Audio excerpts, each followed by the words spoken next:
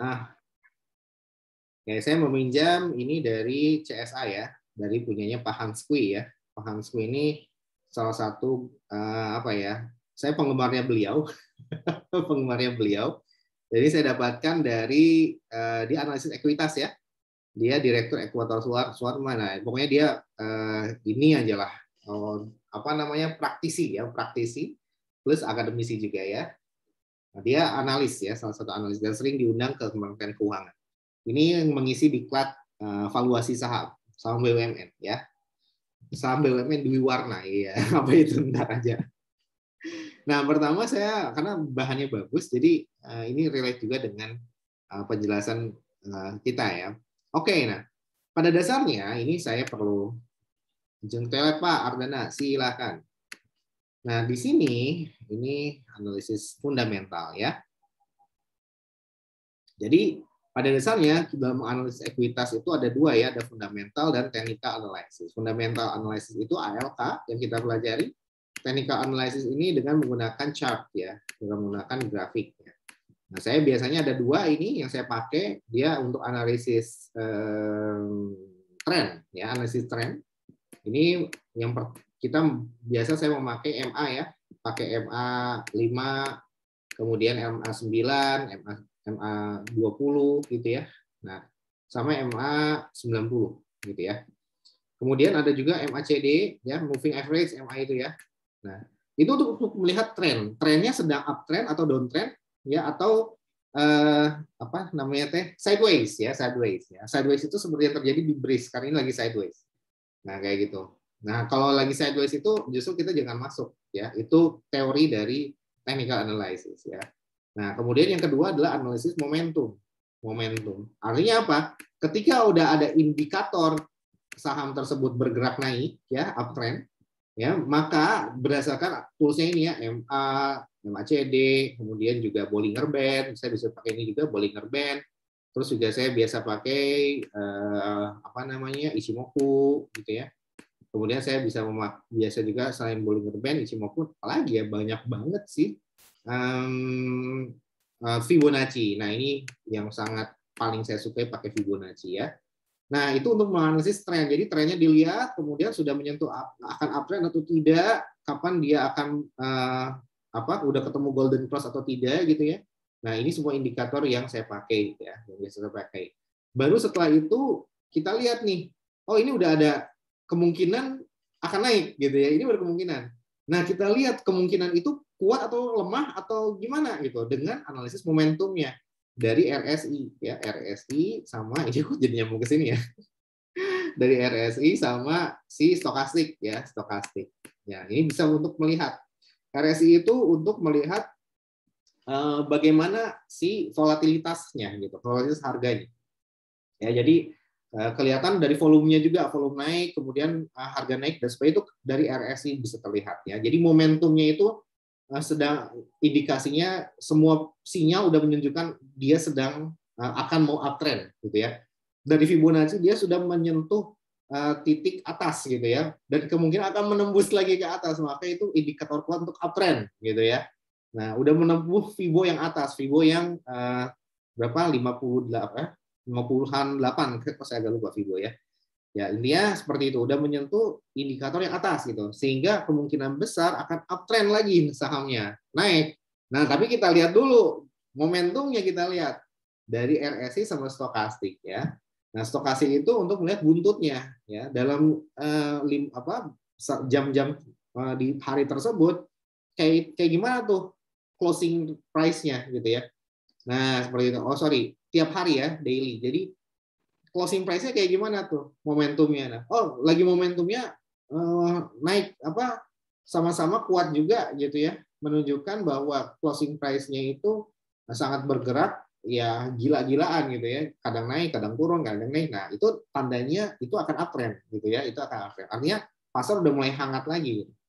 Nah, dari situ baru memutuskan saya buy kalau kayak gitu ya. Tapi kalau downtrend ya berarti lesu tuh, dari stokasinya kelihatan, ini garis closing price-nya juga nggak volatil banget gitu ya, tapi tengah-tengah gitu. Ini berarti lagi kurang bergairah gitu ya. Sehingga saya tidak biasanya kalau kayak gitu harganya turun gitu ya. Nah, kalau tadi kan sell ya. Kalau harganya turun berarti saya akan buy. Nah, cuman buy-nya batasnya di mana? Nah, kita mau cuan itu cuma membandingkan dari capital gain antara buy sama sell gitu ya. Nah, itulah yang dilakukan oleh technical analysis ya. Tapi ini semua adalah untuk ilmu untuk trading ya, untuk trading saham. Akuntansi untuk pencatatan trading saham itulah adanya di AKL ya. AKM. Trading saham ini adanya di AKM dengan melakukan FVOC atau FVTPL ya. FVTPL lah kalau dia trading ya. Nah, kalau dia untuk non trading ya maka adanya di ALK dan adanya di AKL juga ya, non trading. Nah, ini adalah ilmu yang berkaitan seperti itu. Nah, sekarang Pak, kalau gitu saya menggandrungi semuanya untuk menghemat kuota. Silakan. Saya menggandrungi semuanya ya. Sama satu lagi sih, kalau kita pengen melihat gitu ya. Ini seperti ini. Ini historical, ini ada past, ya. Ini adalah current yang C ini. Ini adalah future, ya future. Kita sebisa mungkin ini menebak future, ya kayak gitu. Dengan memanfaatkan data past dan current, ya. Nah, kalau dia ini adalah past untuk yang fundamental analysis, ya ALK. Kemudian technical analysis ini juga pas ya. Kenapa ada jet lag rentang sehari ya. Ini juga pas, tidak current ya. Jadi yang pas itu yang emang pasnya lama ya. Kalau fundamental analysis kan berdasarkan laporan triwulan, paling cepat triwulan gitu ya. Nah, menunggu laporan keuangan keluar. Kalau technical itu hari kemarin gitu ya. Ada lag seperti itu. Jadi dilihat dari kemarin gimana nih. Nah, sekarang akan seperti apa? Nah, itu technical analysis ya. Jadi ada lag-nya itu adalah 1 hari, 1 day. Nah, ada yang kalau gitu Pak nggak relevan dong, bisa jadi tidak relevan ya. Makanya analisnya banyak kalau mau trading ya. Kalau mau trading. Selain pertama kita harus analis ALK dulu untuk melihat kita membagi portofolio kita menjadi 2, satu yang portofolio trading sama non trading sama trading. Berarti kalau non trading kita ALK harus kuat ya, agar ketika kita diemin lama di situ itu perusahaan nggak akan bangkrut dan sahamnya akan naik secara berkala gitu ya. Nah itu ALK harus kuat. Nah tetapi portofolio kita ada juga yang trading. Nah kalau yang trading maka kita harus menguasai technical analysis ya, seperti itu. Tapi ada lag-nya adalah sehari ya, lag-nya adalah D-1. Nah, seperti itu. Nah, terus gimana dong, Pak? Nah, makanya kalau kita nggak akan ada yang untuk future ya, karena belum kejadian kecuali ya ada berita goib dari di atas langit yang berhasil dicuri oleh syaitan dan ternyata itu benar ya. Tapi kemungkinannya 1 di antara 99 kemungkinan. Nah, baru kita bisa memprediksi hal tersebut. Cuman kan itu adalah di luar kuasa kita. Sehingga batasan manusia hanyalah sampai current. Nah, untuk current itu nama ilmunya adalah bandarmologi, ya, bandarmologi. Nah, kenapa current? Cuman ini pun tergantung dari data yang disediakan oleh bursa efek ya. Nah, bandarmologi ya. Cuman per Juli kemarin udah berubah ya. Kita melihat yang namanya net buy versus dari net sell ya, net sell. Nah dari sini kita untuk memahami posisi kita sekarang. Jadi ketika kita mau trading, posisi yang jauhnya secara fundamental kuat, oh bagus gitu ya. Nah kemudian kita lihat juga ya pas historinya berdasarkan analisis chart atau technical analysis seperti apa. Nah baru dianalisis di hari ini. Oke keputusan kita mau trading nih. Nah, gimana? Lihat di net buy net sell. Ya, kemudian lihat juga dari si psikologi investasinya. Ya, seperti itu. Nah, psikologi investasi kita gimana nih? Kita pengennya babat habis, itu hati-hati kalau kayak gitu. Ya, pengennya sikat dan sikat, atau kita pengennya main safety. Nah, itu menentukan juga dalam mengambil keputusan trading kita di masa sekarang. Nah, seperti itu. Jadi kalian harus kenali dulu net buy and net sell-nya kayak gimana. Kemudian lihat bandar itu sedang berada dalam fase akumulasi atau fase distribusi. Nah intinya kalau dia di bandarmologi itu pada dasarnya kita mengikuti bandar gitu ya. Mengikuti bandar artinya apa? Kalau bandar lagi beli ya kita beli. Ya kalau bandar lagi akumulasi kita ikut beli. Kalau bandar lagi distribusi kita ikut jual gitu ya. Nah, cuma permainan penjualannya itu ya harus jeli lah kayak gitu, harus jeli lah. Karena disinyalir bandar itu yang mengendalikan harga pasar di Indonesia gitu ya. Kenapa? Karena dia bermain di volume ya. Ketika ada bid sama ask gitu ya. Nah, bermain di bid sama bidnya ini untuk beli ya, bid sama sell gitu ya. Nah, bid and sell ini dipermainkan oleh bandar ya. Jadi ketika sentimen positif atau negatif, maka harganya naik ya. Orang pada jual beli kemudian naik kemudian jual gitu ya.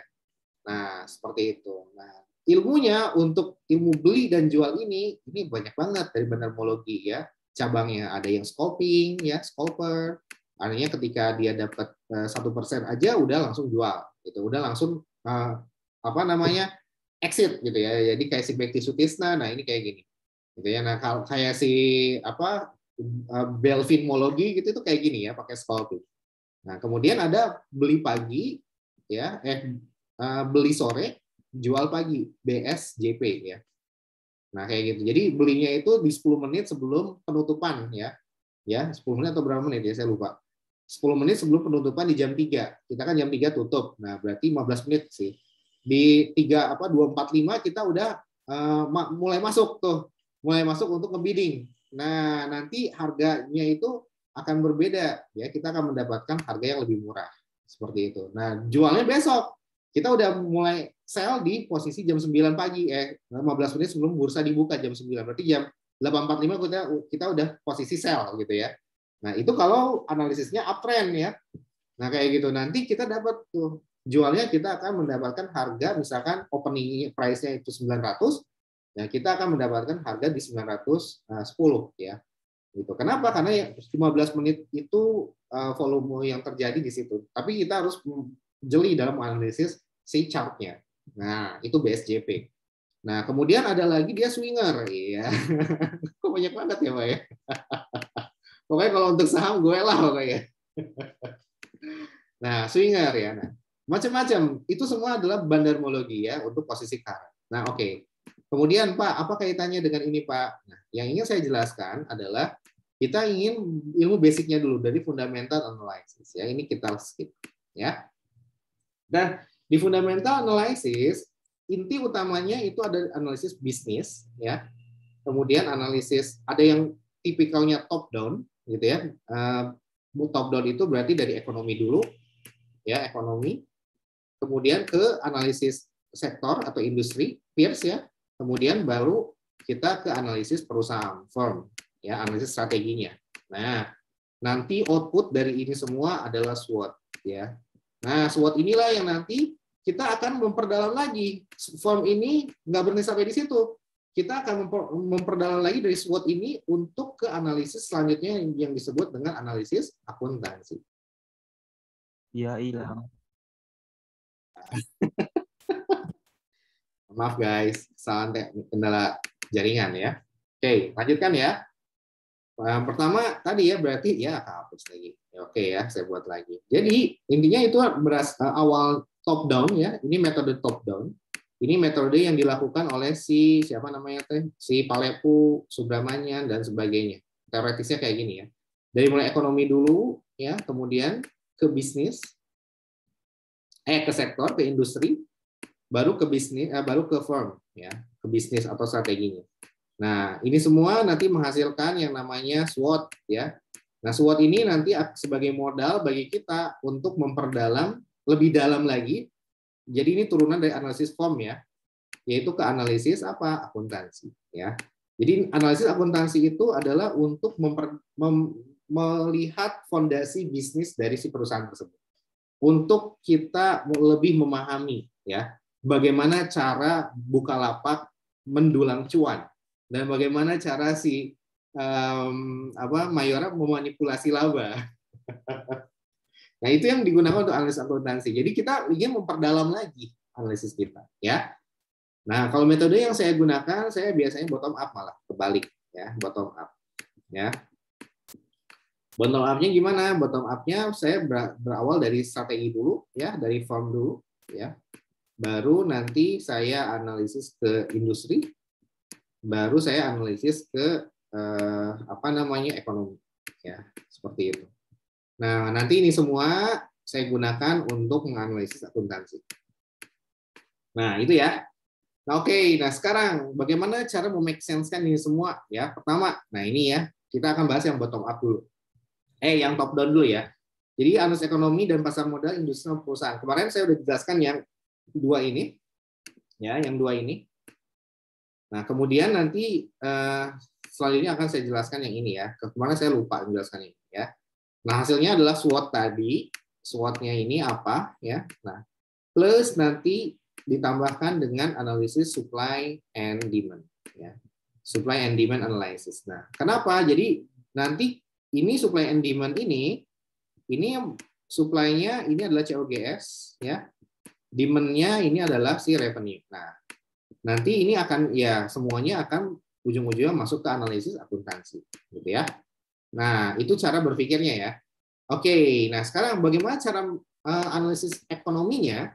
Pertama kita melihat yang nah ini udah ya, top down and nah bottom up ya. Ini yang biasa saya gunakan sih yang bottom up ya. Nah, bagaimana cara kita melakukan analisisnya? Pertama industri kemarin udah ya, pakai apa aja industri kemarin? Pakai yang namanya Porter Five Forces ya. Five Forces Porter. Ya, kemudian analisis perusahaan atau pakai CAPM juga bisa. Itu framework yang kalian pakai. Jadi, ketika kalian ngumpulin data, kalian harus langsung memetakan data tersebut ya ke analisisnya Porter ya. Langsung mencari tahu. Jadi kalian data itu udah langsung ini clustering ini untuk yang analisis si substitut gitu ya. Ini untuk analisis yang lainnya. Nah, ini data-datanya. Nah, udah dikelompokin dalam folder-folder khusus gitu ya. Sehingga dari situ tinggal kalian baca, nanti merangkai kata-katanya di dalam report ya.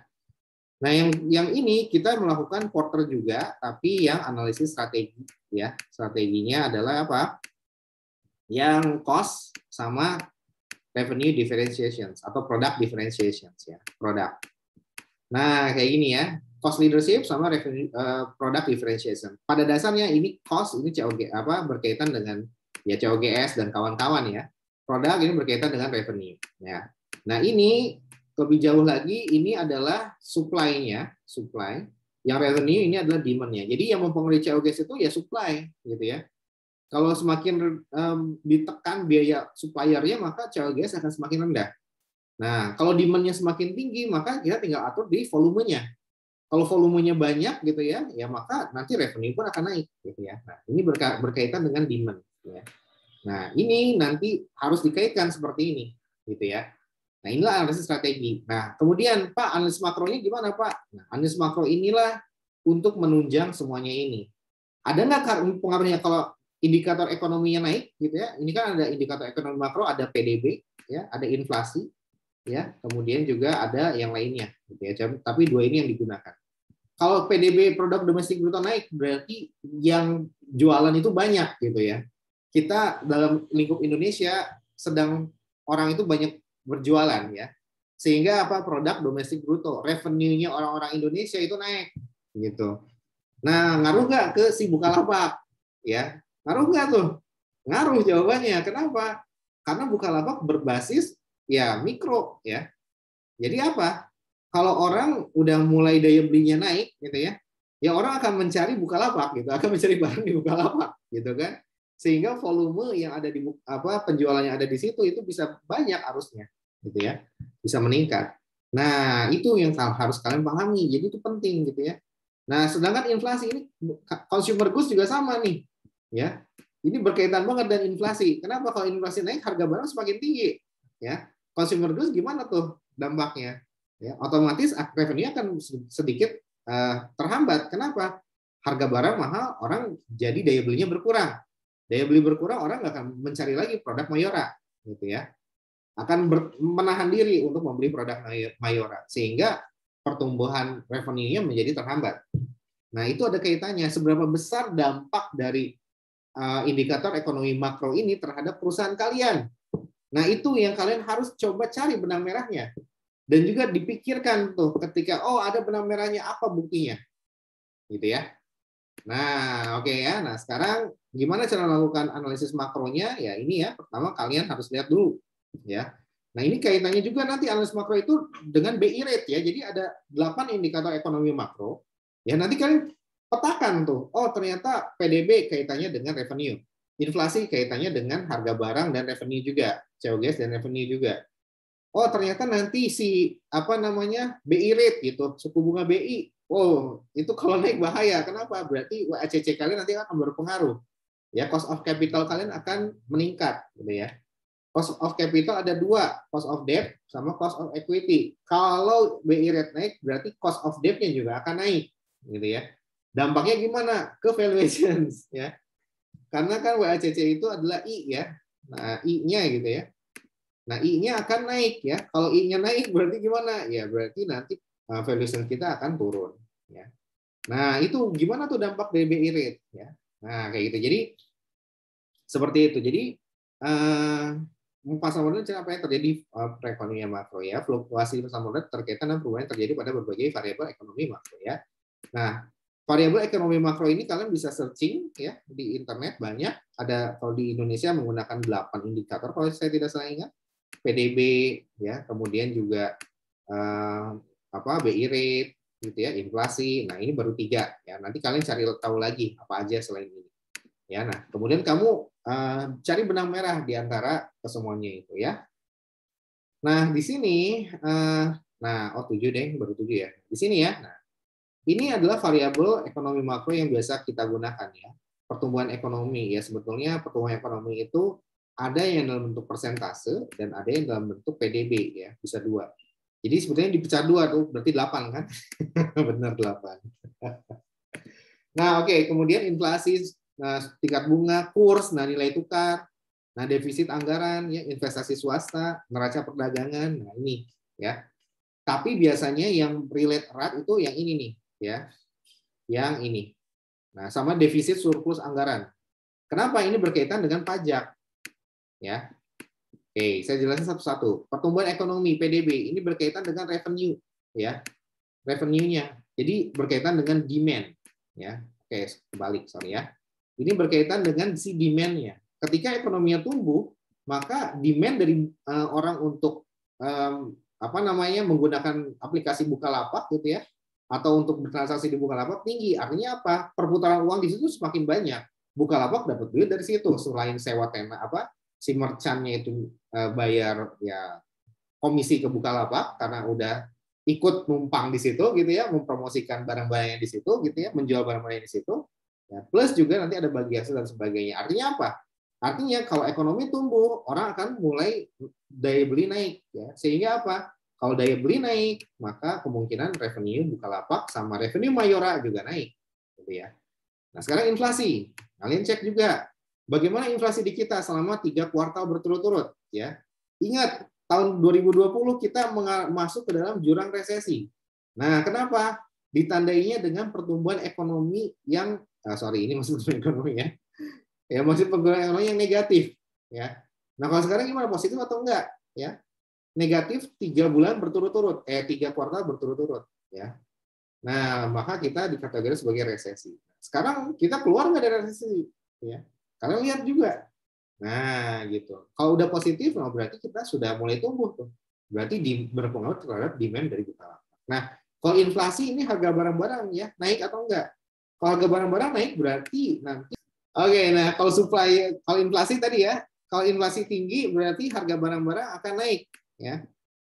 Kalau harga barang-barang naik, maka cost of supplier juga naik. Ya, kalau cost of supplier naik, maka COGS atau expense juga akan semakin tinggi. Ya, nah bagaimana dampaknya? Seberapa besar ya pengaruh dari si inflasi terhadap COGS sama expense kita? Kalian harus bisa memprediksi kira-kira naik berapa persen ya expense-nya.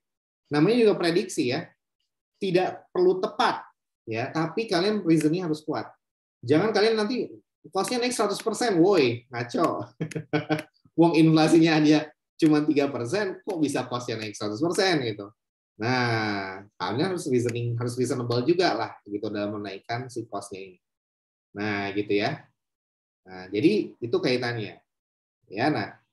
Kemudian berarti ya ini nanti kaitannya juga dengan si peers-nya. Si peers-nya gimana nih strategi mereka, gitu ya. Kalau kita strateginya salah, nah maka bisa jadi benar nih 100% kita naik. Sedangkan peers bisa bertahan di angka maybe 10% maksimal kenaikan dari cost-nya, ya. Berarti supplier manajemennya bagus, gitu ya. Nah, kalau kita gimana? Nah, oh ternyata kita 100% bagus atau enggak? Nah, lihat peers itu. Oh, peers-nya 10%, kita 100%, coy. Nah, kita jelek berarti ya. Nah, hati-hati. Nah, oke, jadi kayak gitu. Jadi ketika kita ingin menaikkan forecasting cost sama expense Bukalapak sama Mayora akibat inflasi, misalnya kita prediksi demikian gitu ya, maka kita harus hati-hati. Gitu ya. Bagaimana dengan peers-nya? Ya. Dengan peers-nya selama ini kayak gimana? Nah, gitu ya. Kemudian yang kedua, nilai tukar kurs juga kelihatan ya. Kalau dia USD ya, maka ini sangat bergejolak banget ya, sangat nampol banget. Kurs ini itu sangat berdampak. Nah, kalau defisit sama surplus, nah ini defisit anggaran, kita melakukan anggaran yang defisit ya. Defisit kita adalah 2,5% batasannya. Dengan adanya Perpu tahun nomor 1 2020, ini bisa naik ke 6% ya. Sekarang kita sudah kembali ke rentang di sekitar 5%-an. Ya, defisit anggaran. Artinya apa? Defisit anggaran. Nah, artinya apa? Negara akan melakukan funding. Ya. Kalau defisit anggarannya 5%, berarti negara akan melakukan banyak pinjaman. Ya. Bisa dalam bentuk surat utang ya ke IMF, atau dia menerbitkan obligasi ke masyarakat, gitu ya, SUN, gitu ya. Nah, berarti SUN akan naik nih. Nah, kalau SUN akan naik, berarti risk free rate-nya pun kira-kira akan naik, gitu ya. Nah, kalau risk free rate naik, maka ini nanti akan berpengaruh terhadap si CAPM kita atau cost of equity kita, ya. Cost of equity kan dia dihitung dengan CAPM, ya. Seperti itu. Nah, kayak gitu. Jadi ini kaitannya makro ya, jadi banyak kaitannya ya. Nah, kalian lihat aja 1 sampai 5 lah ya. Nggak usah lihat kemana-mana. Karena kalau yang lainnya bakal puyeng. Nah, bagaimana dengan kebijakan perpajakan, Pak? Nah, ini berbicara tentang defisit juga. Artinya apa? Kalau kebijakan ini kan tahun 2020 ya. Di 2021 kalian cari berita, pemerintah target defisitnya berapa? Kalau dia target defisitnya 3%, mampus loh. Maksudnya gimana, Pak? Artinya, dari defisit 3% berarti dia akan menurunkan defisit. Berarti apa? Defisit itu kan pendapatan dikurang expenditure ya. Itu sama dengan defisit. Kalau defisit itu jadi pendapatan dikurang expenditure, berarti si expenditure-nya lebih gede ya. Ini pendapatannya 10, expenditure-nya 12, maka ada defisit minus 2. Nah, kalau kita ingin mengecilkan defisitnya misalkan ya menjadi minus 1 gitu ya, maka kita bisa dengan 2 cara. Bisa dengan pendapatannya dinaikkan 11 dikurang 12 ya, atau dengan cara lain ya, pendapatannya tetap ya, expense-nya yang dikecilin, expense-nya menjadi 11 gitu ya. Nah, kamu harus cari tahu tuh gimana kebijakan pemerintah. Berarti harus cari tahu kebijakan perpajakan karena pendapatan berkaitan dengan pajak. Nah, apakah ada relaksasi? Ya, kalau ada relaksasi berarti kebijakannya adalah pajaknya tetap gitu ya. Artinya yang akan ditekan adalah expense-nya. Nah, berarti belanja-belanja pemerintah akan menekan, akan lebih ditekan. Nah, dampaknya adalah belanja pemerintah tersebut itu gimana tuh dengan bisnisnya si Bukalapak sama Mayora, ya? Kalau apakah nah ini berdampak sekali. Kenapa? Apakah si Bukalapak sama Mayora itu berkaitan highly depends on belanja pemerintah atau tidak? Gitu ya. Kalau dia thank you. Ya, nice, sedikit nice. Thank you. Nah, kalau dia BUMN karya, ya seperti Waskita, Adikarya, ya Adi sama Waskita Karya, ini sangat bergantung terhadap belanja pemerintah. Kenapa? Karena pemerintah akan membangun infrastruktur, nilainya ada triliunan. Nah, dia akan tendernya ke si Adikarya biasanya jadi pemenang. Artinya apa? Artinya kalau belanja pemerintah ditekan, maka revenue Adikarya akan turun. Gitu ya. Nah, ini apakah sifat bisnisnya Bukalapak seperti Adikarya atau tidak? Nah, kalian harus jeli dalam hal melihat kebijakan defisit atau surplus anggaran ini, ya. Nah, seperti itu. Jadi ini penting ya, kemarin kok belum ya. Nah, seperti ini adalah kaitan-kaitannya ya. Jadi pajak individu, rumah tangga. Nah, ini kaitannya kalau kalian melakukan analisis ekonomi, nah nanti bagaimana dampaknya terhadap perusahaan ya. Faktor-faktor produksi, balas jasa, nah dan sebagainya. Bukalapak yang mana nih? Ya, dari sini ya. Nah, seperti itu. Itu yang perlu kalian pahami ya, seperti itu. Nah, ini PDB. Nah, ini tadi ya udah saya jelaskan ya.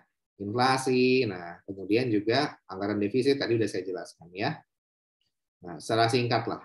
Jadi kalau nah ini economic cycle-nya kita kan resesi ya. Ya, berarti kita udah masuk ke tahap ekonomi recovers. Nah, ini penting juga berarti analisis ekonomi dan pasar modal. Nah, kalau kita udah mulai dari indikator yang ada tadi kita sudah bisa mengambil kesimpulan ekonomi kita akan recover ya, sedang recovery di tahun 2021, 2022 dan 2023. Artinya apa? Ini akan naik nih, akan tumbuh. Berarti si pasar modal akan ikut naik. Ya, kalau pasar modal akan ikut naik, maka harga pun akan naik ya. Kalau harga akan naik, nah kalian berarti ini nanti akan berdampak ke price multiple, PR sama PBV gitu ya. Ketika valuation kalian ya. Ini valuation yang berdasarkan harga pasar. Kalau valuation sekalian berbasis data akuntansi itu tidak menggunakan price ini, tapi menggunakan DDM gitu ya.